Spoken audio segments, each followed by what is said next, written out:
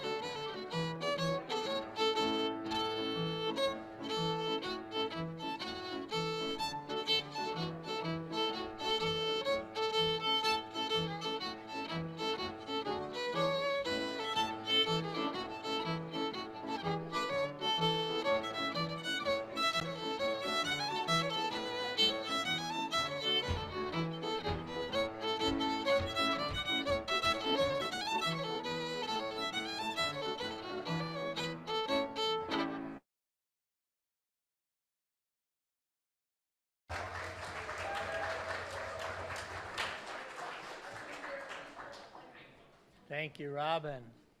Thank you, Andrea. Good morning. Welcome to Bellingham Unitarian Fellowship. I'm Reverend Paul Beckel. We've been reflecting on sanctuary these last couple of months. Today, and in the coming weeks, we'll look at some particular form of that sanctuary can take, which is home. As we do so, let's acknowledge that for many of us, what we typically refer to as home, our places and families of origin, for many of us, these did not feel like sanctuary. So we'll be talking today not just about some cozy, pre-existing ideal, but also about how we might create places of retreat and a sense of belonging for ourselves and for one another out of the materials we have on hand. Let's begin by acknowledging that we gather today on the ancestral homelands of the Coast Salish peoples, who have lived in the Salish Sea Basin throughout the San Juan Islands and the North Cascades watershed from time immemorial. May we hold in our hearts always deepest respect and gratitude for our indigenous neighbors, the Lummi and Nooksack peoples, for their enduring care and protection of these lands and waterways that we all call home. After today's service, please join us downstairs for coffee hour. For those of you on Zoom, after the service, your mics will be unmuted so you too can have a coffee hour conversation.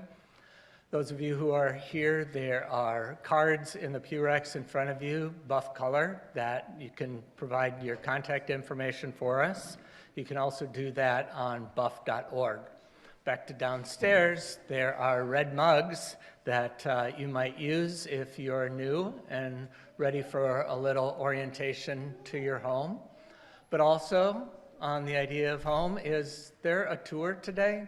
Did I hear? Yes, Gail is going to do a building tour. Felice is going to do it. Oh, Gail is going to tell us, and Felice is going to, it's a real collaboration. Thank you, because what more can help us feel at home than knowing where we are and knowing how to get where we'd like to go. Also today in the library, if you don't know where the library is, just ask. And if the person who doesn't ask, if they don't know either, take it as an opportunity to explore together. In the library together, you'll find tables set up with questions about the theme of today's service, and I'll say more about that later.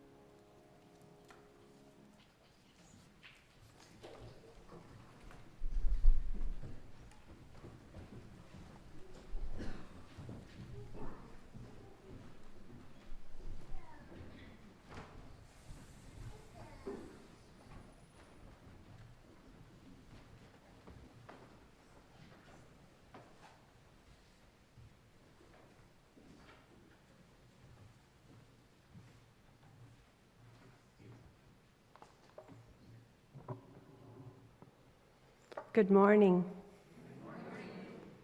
My name is Stephanie Rains, and I'm one of the celebrants here, which means I have the joy, and I'm not sure what the other word is, for getting to collaborate with Paul and a whole lot of other people who helped put these services on. The chalice lighting this morning is by Starhawk. We are all longing to go home, to some place we've never been, a place half remembered and half envisioned, we can only catch glimpses of from time to time. Community. Somewhere there are people to whom we can speak with passion without having the words catch in our throats. Somewhere a circle of hands will open to receive us. Eyes will light up as we enter. Voices will celebrate with us whenever we come into our own power. Community means strength that joins our strength to do the work that needs to be done. Arms to hold us when we falter, a circle of healing, a circle of friends, someplace where we can be free. Today, we light the chalice to honor the urge that brought you to church this morning, to this community, this home in which we work together for peace and justice.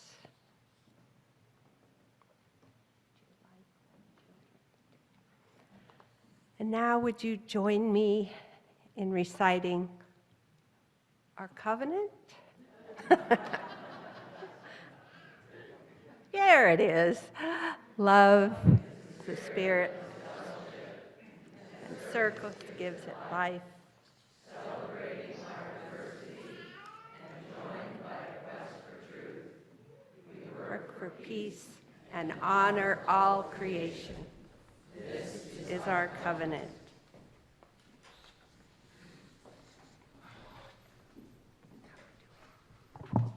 Will you stand and join together now to sing Spirit of Life? It's number 123 in the gray hymnals. It'll be up there, and 123.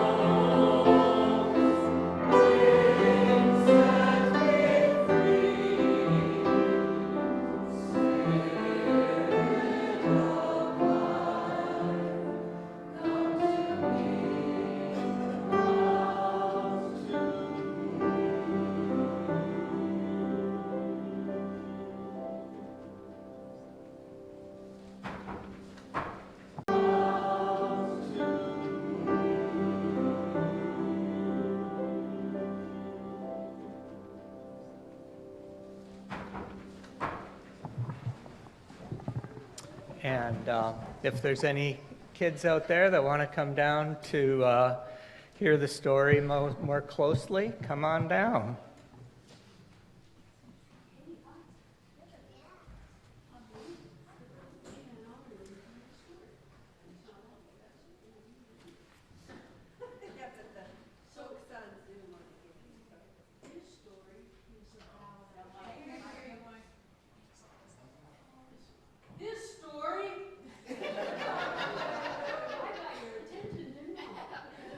It's about homes.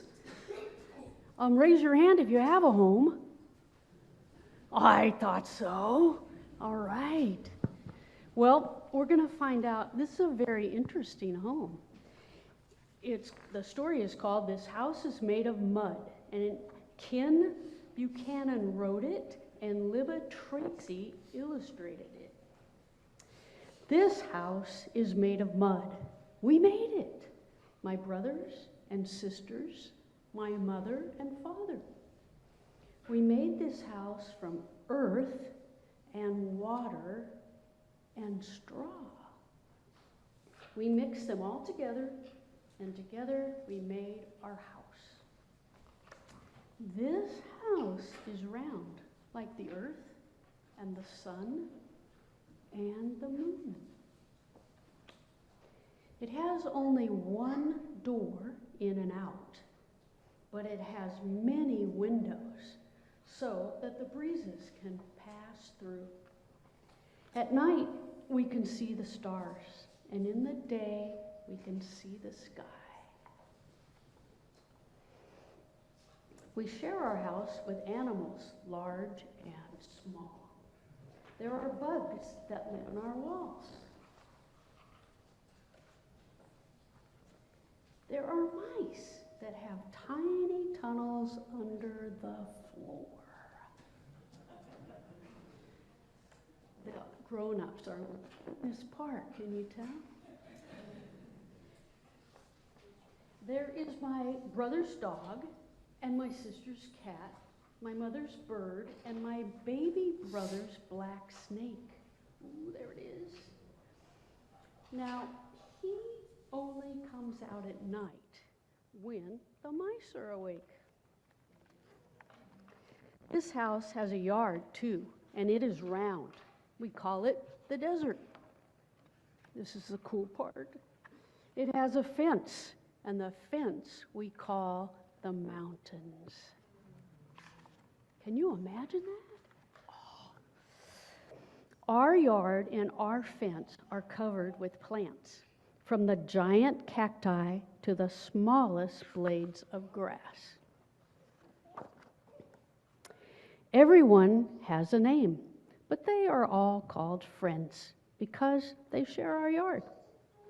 We get many visitors to our home. The sun comes every day. The wind comes, but never stays. The rain's visit is not long, just long enough for everyone to get a good drink. The snow sometimes falls, but the sun does not like the snow and it makes it go away. This house was made of mud by our family, made from the same things our earth is made of.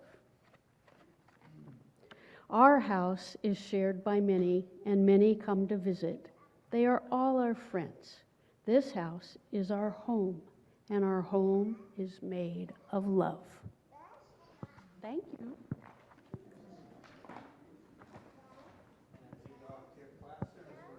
See you.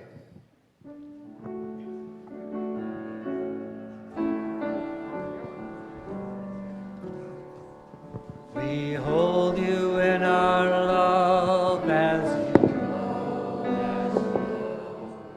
May your heart be at peace as you go. To nurture the spark of your precious life.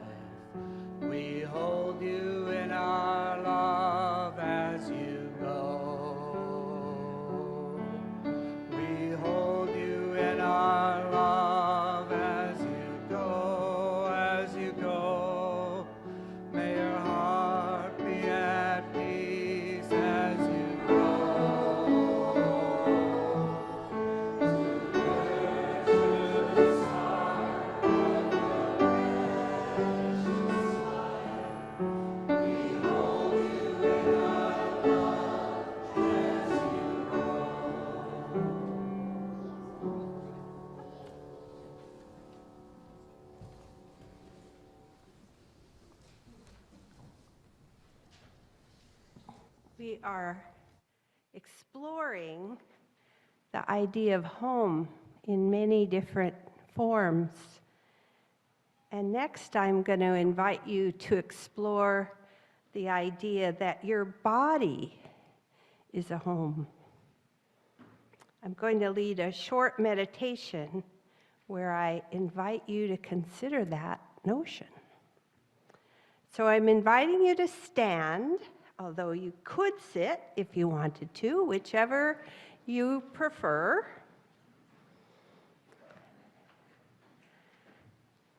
And now that you're standing, I'd invite you to close your eyes if you're comfortable so that you're less aware of the other bodies around you and you can focus on your own body.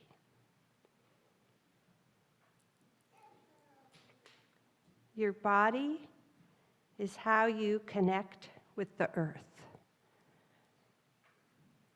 So let's start by focusing on our feet. Notice how your feet are touching the floor. Wiggle your toes a little bit. And then take a slow, deep breath and see if you can feel the air that goes all the way down to your feet. And let your feet just receive that energy. With your in-breath, again, all the way down your legs and into your toes. And thank your feet for holding you and carrying you.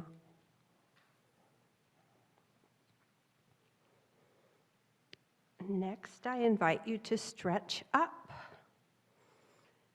Feel your arms and fingers in space. And there again, wiggle a little bit and feel how big your body is. And then bring your arms around yourself and give yourself a gentle hug. You could even do a little tiny shoulder massage while you're there. And thank your whole body with that hug.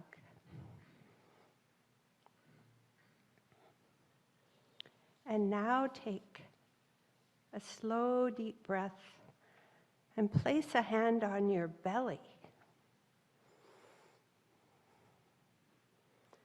Feeling the way the air expands your belly, even the slightest bit as you breathe in. So breathe in and let your belly rise just a little bit. And see if you can notice that breath as it comes in and out of your body.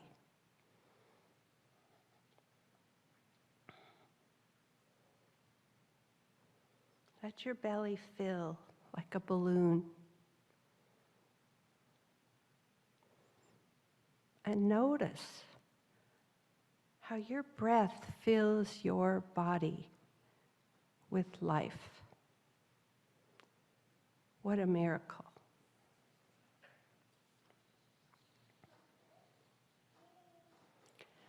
And now place a hand on your heart. And again, breathe in. And breathe into your heart with gratitude. Sending loving gratitude to any place in your body that kind of needs a little love right now, needs a little attention. And you could just stay there with your heart. Feel your heart beating and your breath coming in and out of your body.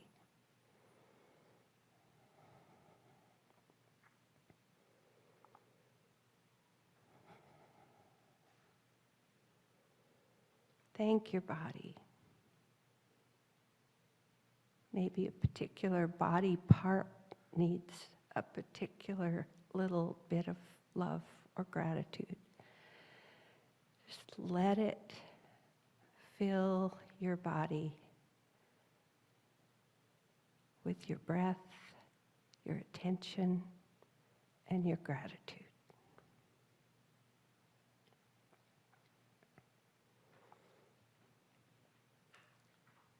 And now you may be seated.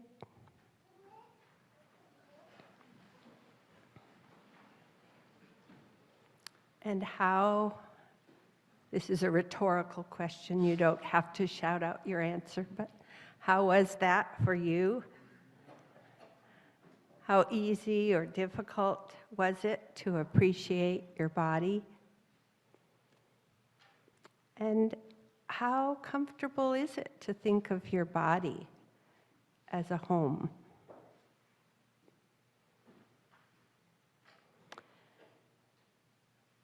This morning, our speaker is Constance Ohana. Recently, I saw her beautiful watercolor painting of the house she and Henry live in.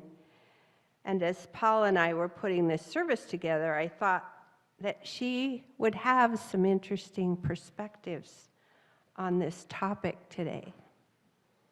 And she does.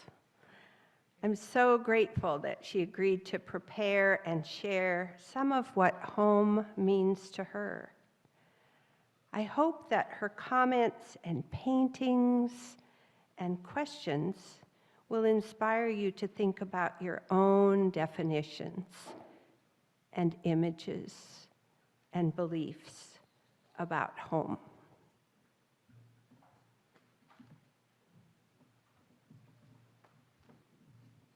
Thank you, Stephanie. Good morning, Earthlings. I'm here to say a few words about home in the ways that I perceive it from the macro to the personal. Our home in the universe, as seen in this photo, Earthrise, was taken on the Apollo 8 mission by astronaut Bill Anders. Earth is also known as the pale blue dot, as Carl Sagan called her, or as Buff calls her, our blue boat home. Home has a deeper meaning than the ball of earth and water, as seen from space, would imply. Our shared home has physical aspects: forest, ocean, mist, air, bracken, nature, comfort, ease. Home also has spiritual aspects: nurture, caretaking, honoring our inner being, and awareness of each precious moment. A connection to nature gives me a feeling of home in my life. Some of my most profound memories are of living in Kings Canyon, California. There, experiencing the spring melt of water in the Kings River as it sings and shouts and laughs on its way out of the canyon, freed from eons as ice, excited to be free water. It sings its joy down the canyon, jumping over boulders and splashing anyone who comes near enough, in its excitement to be in the cycle of regeneration. It lives in the moment. Also, while living in Kings Canyon, I recall a wonder of nature as I witnessed parachute spiders make their leap into the unknown. From the very top needles of the tallest trees, as the winds roared up the canyon from the hot lowlands, The spiders leapt up to ride the currents of air by the hundreds of thousands, forming a cloud of spider life, headed to the back country, forming the web of life. They literally, as they fly to their new homes, hundreds of feet off the ground, trusting in the moment, they're being completely present with their urges to find their new homes. There it is. This photo of hollyhocks shows how nature beautifies a structure. Hollyhocks are one of my favorite flowers, and I love how they make an otherwise drab structure warm and approachable. Let's think about the unhoused for a moment, whom we like to call the homeless. The unhoused carry their home with them, not unlike the hermit crab. They gird themselves with all that they possess and trek daily from place to place, weary from the burden, not able to lay their home down for fear that someone else might take it from them. Does your sense of home require a building, big or small, a mansion, or a snug cabin, or a tent? Can home be a sense of acceptance? How about a sense of love? Is it conditional or unconditional? Is there a price to pay for your sense of home?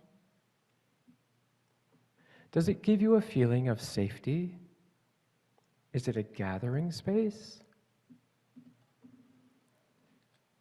How about a lighthouse? Not only is a lighthouse a home for the light keeper who tends this precious flame, but it also serves as a beacon, not unlike our chalice, a beacon to guide those plying the waters who search for it as a signal to indicate that they are on their way to safe harbor. To those who love them, to trade their homes on the sea for the stable presence of unmoving comfort. My current physical home is one that I have been invited to share with my husband. Our home has been his home for some 25 years. His sense of this structure is certainly different than mine. He has raised 4 children here and had community with friends and neighbors. I've been in this home for just over 2 years, and my sense of it is still fresh and new. We live together with a sense of openness and sharing and love and fearlessness and joy. Our house is a very, very, very fine house with 2 cats in the yard. Life used to be so hard for me, but now everything is easy. I'm glad you all know the song. For me, home is also a sense of being present with myself. How we occupy these containers of flesh that we call our bodies has a direct effect on our spiritual condition. I can assure you, I feel so much more at home in my body since my transition than I have ever felt. I knew the exact moment when my perception of occupying this body as the woman I am became my reality. The sensation of the air molecules moving across my skin actually felt different. And that's when I finally felt at home in my body. So I'd like you to think about your concept of home. Is it attainable? Is it sustainable? What does home mean to you?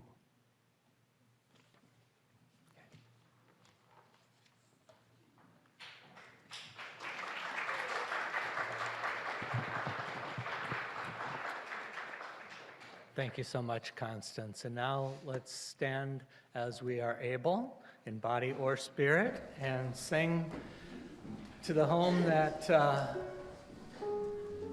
of our own and to each other's homes. It's in the Teal hymnal, number 1053. Yeah. Where's my, here's the mic.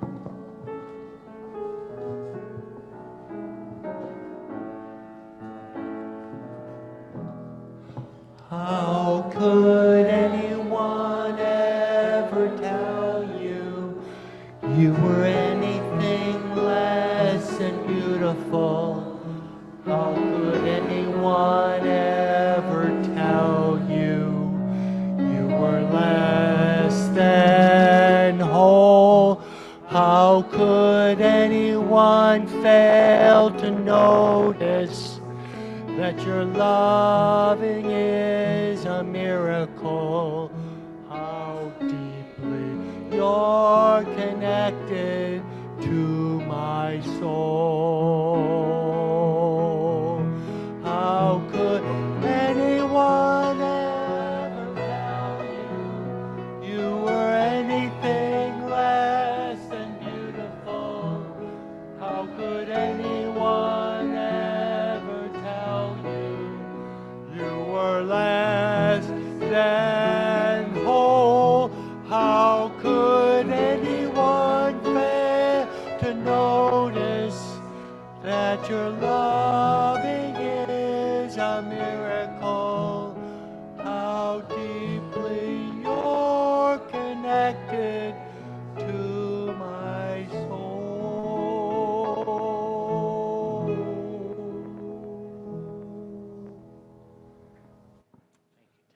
I want to make a quick comment of the beauty and synchronicity.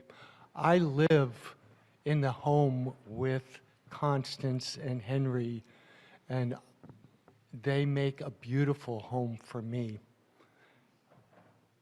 Thank you.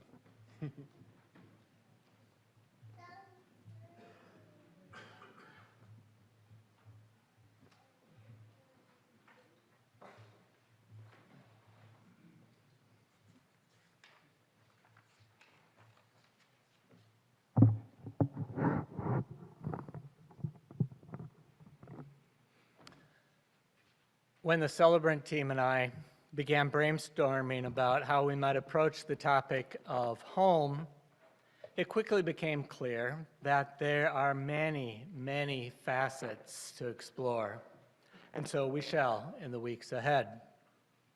Constance touched upon some big ones: feeling comfortable in our own bodies, at one with the cosmos, grounded in the earth, in this time and place, feeling continuity with the ancestors and those yet to come, belonging within a chosen family, or home alone, receptive to whatever the day might bring.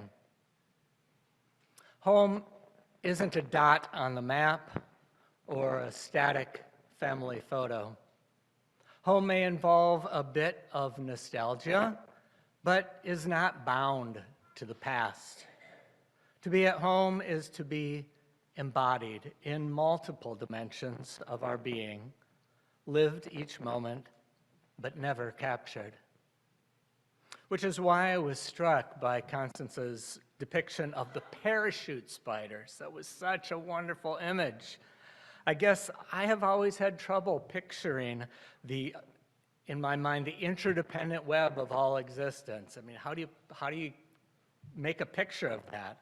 I knew it wasn't just the spidery spiral, but something more dynamic and fluid and embracing, even while forming ever new relationships. So the best image before this that I'd ever come up with was like a net, rippling and floating and dancing and tearing as it does, and reintegrating by folding over itself and through itself. But even if you didn't mean this, Constance, the blossoming of the parachute spiders fits so much better. These floating threads, uncapturable, but very real, serving, succumbing, and self-renewing, but only when sustained within other universes, like the splashes of water, each droplet liberated as it crashes on rocks or whipped by the wind, each going its own way before returning to its source, like schools of fish and murmurations of starlings and starlight. Where was it, and who were you? Where were you and who were you when you first popped into this mysterious lacework?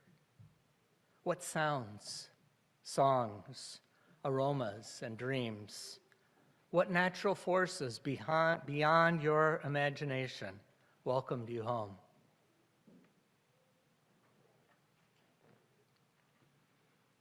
Who and what were within your immediate reach? Recall the landscape surrounding you, the horizon that engulfed you. At some point, did you intuit that you belonged? Or did you sense that home must be somewhere else? For me, home is where, when I'm in that place, geographically or in other dimensions, when I'm in that place is in me. When I move in that place moves in me. Where I know I belong because I don't have to ask. Either I know where I am, or it doesn't really matter. When I was in elementary school, learning about the 5 senses, so I was told, experienced by humans, there were only 5. No mention of proprioception, that sense of which way is up and where each of our body parts are in relation to one another and to the world around us. Proprioceptors are special neurons within our muscles, tendons, and joints that help us to grasp our own movement and the loads which each of our limbs are carrying. Information from our proprioceptors enables us to stabilize ourselves when we're tripping or moving too fast, to walk in darkness without losing our balance. In his extraordinary book, An Immense World, How Animal Senses Reveal the Hidden Realms Around Us, Ed Yong speaks of Umwelt. Umwelt he refers to as the world of sensations within which each animal, because each of us is different, that universe of sensation in which we live and sense who we are and where we are. For many animals, that Umwelt is dense with sensations to tell them where they are, what's around them, and how to get where they need to go. Sense impressions that defy my imagination. Some sense the world around them by what they take in, such as by detecting magnetic fields or electrical fields or infinitesimal vibrations. Others orient themselves by what they put out, by echolocation and pheromone signals. It all sounds pretty cool, but I think I'll take what I've got. Because even with my limited faculties, the world can be all too much, too fast. More discombobulation than combobulation, which you might say is not a real word. But I am happy to say that it is not just a word, but a real place in the Milwaukee Mitchell International Airport, which has the world's only recombobulation area, marked with a great big sign just beyond security, with an open space where you can put yourself back together without being jostled. It's a deliberate creation, not an accident, to help travelers feel okay whether they're coming or going, especially when they don't know whether they're coming or going. It's a place to catch your breath and step away from everyone's expectations of us, which can feel especially exhausting when we're in transit. And we're always in transit. Let's consider this thing in our hearts. How can Buff be a place of recombobulation? Because so many are without homes, material or social or spiritual. So how do we ensure that those who have been here at Buff for many years continue to feel at home? And how do we ensure that those who are new at Buff feel equally at home? And those on Zoom, it's not going to happen by accident. Here's a hint. It's not by feeling at home at Buff. It's not by leaving candy wrappers and Kleenex on the table and saying, I'll get back to that later. Home is not a place that we take for granted, or at least not indefinitely. In a few minutes down in the library, you'll find 3 tables, one with a red tablecloth, one white, and one purple. On each table, there are slips of paper with these questions. How has your concept of home changed over your lifetime? How has your concept of home changed over your lifetime? Where, when, and how do you feel most at home? Where, when, how do you feel most at home? When you have left home or been exiled, what have you learned about home? When you have left home or been exiled, what have you learned about home? There's only one question on each table, so if you rest yourself there, you'll find another pilgrim soul who would like to reflect and listen with you.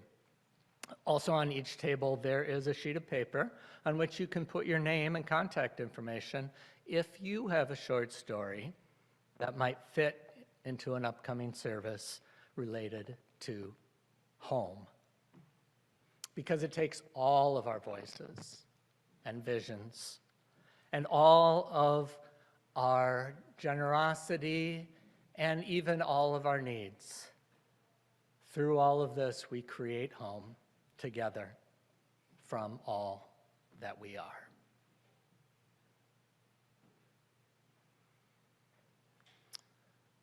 And so it's time to call the ushers forward to receive your generosity. Before they do, I want to mention that as of now, we have received 78% of the pledges that we did last year, $277,000 altogether. We're projecting a $15,000 increase from last year. We're hoping that that can be significantly more. And if you haven't pledged yet, please talk to a bald guy in a green shirt. Not me. Vlad back there, he'll be in the social hall. And he'll help you figure out how you can pledge. Thank you for your generosity.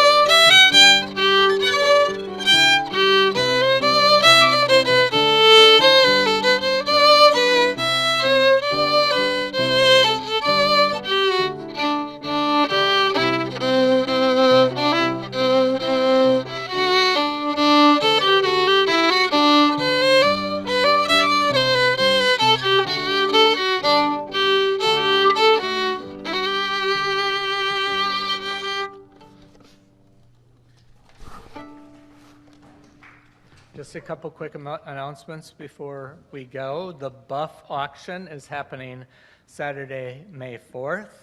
May the 4th be with you. March is Donate to the Auction Month, so please take a moment this morning to find the auction table downstairs in the social hall and talk to one of the auction team about what you can donate to this wonderful fundraising event. Also, the Women's Retreat, a day-long retreat next Saturday, March 23rd. Look for Claire Lending. Claire, could you stand and wave? There she is. She also is going to be at a table. Is it a table downstairs or out in the lobby? Table downstairs, helping folks register and giving you any information you'd like about that. You can also find flyers on the Women's Retreat in the foyer with details and registration links. So let's stand now together as we are able, in body or spirit, to sing our closing hymn, number 1064, Blue Boat Home.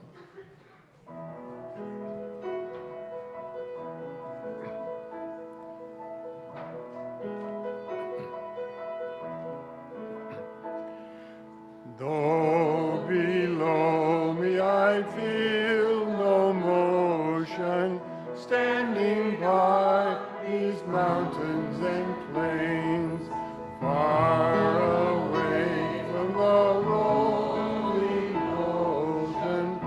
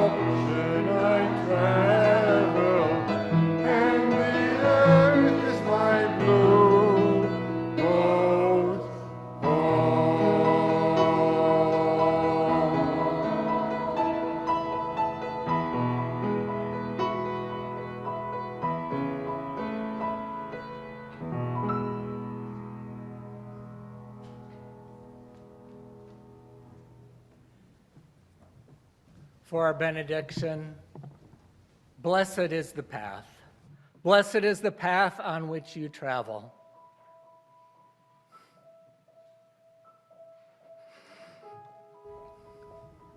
Blessed is the body that carries you upon it. Blessed is your heart that has heard the call. Blessed is your mind that discerns the way. Blessed is the gift that you will receive by going. Truly, blessed is the gift that you will become on the journey. May we go forth in peace.